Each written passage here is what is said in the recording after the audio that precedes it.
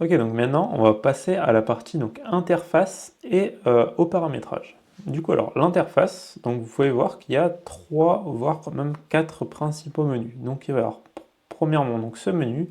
Donc ici ça va être tout ce qui est la gestion des fichiers. Donc vous allez pouvoir créer un nouveau fichier, ouvrir un fichier, ou faire des imports ou des exports. Donc imaginons que vous voulez importer un modèle 3D qui n'est pas SketchUp, et ben vous pouvez l'importer.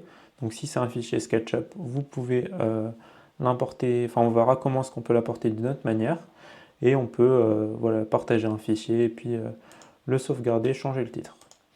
Mais ce n'est pas forcément la partie la plus importante. Donc ce qui va beaucoup nous intéresser, c'est cette interface-là. Donc ça va être tous les outils de modélisation qu'on va avoir pour réaliser nos projets.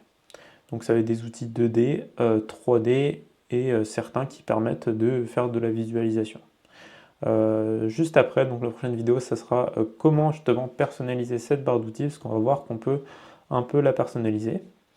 Et ensuite, on va avoir un autre menu ici, donc qu'on peut sortir aux rentrées. Et donc, on va voir différentes choses. Donc, les infos sur les entités. Là, c'est la gestion des composants. Donc, de toute façon, on verra un par un les différents éléments. Le 3D Warehouse, qui est un catalogue en ligne avec plein de modèles SketchUp déjà définis. Ensuite, là, c'est la gestion des matériaux. Donc, par exemple, si on veut créer une maison, ça va être tous les différents types de matériaux et textures qu'on va apporter. Donc ça, les styles, on s'en servira pour faire un plan 2D. Les tags, ça va être aussi important pour faire une maison. Donc c'est ce qui permet d'afficher ou de ne pas afficher certaines parties d'un dessin. Tout ce qui est shadow, on va pas forcément beaucoup s'en servir parce que ça consomme beaucoup de capacité en fait. Et vu qu'on est sur un site internet, il faut pas forcer sur le logiciel parce que sinon il galère un peu. Et ensuite on verra la gestion donc, des vues, de l'affichage. Et donc si jamais vous voulez faire un paramétrage, donc c'est via ça, donc modèle info. Et donc là vous pouvez régler donc la distance. Donc par exemple vous pouvez mettre en millimètres, donc c'est ce dont on parlait tout à l'heure. Si vous décidez de changer le format, vous pouvez aussi changer donc, les mètres carrés, millimètres carrés, etc. Les unités de volume, d'angle, les textes et les dimensions.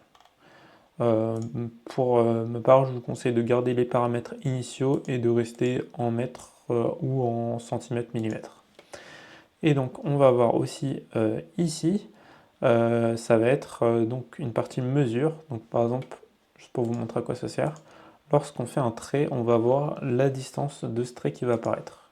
Lorsqu'on fait un rectangle, on va avoir aussi les dimensions du rectangle qui vont apparaître. Donc ça va être toute la partie dimensionnement. Donc il y a des distances, des angles aussi, et c'est principalement tout ce qu'on retrouve.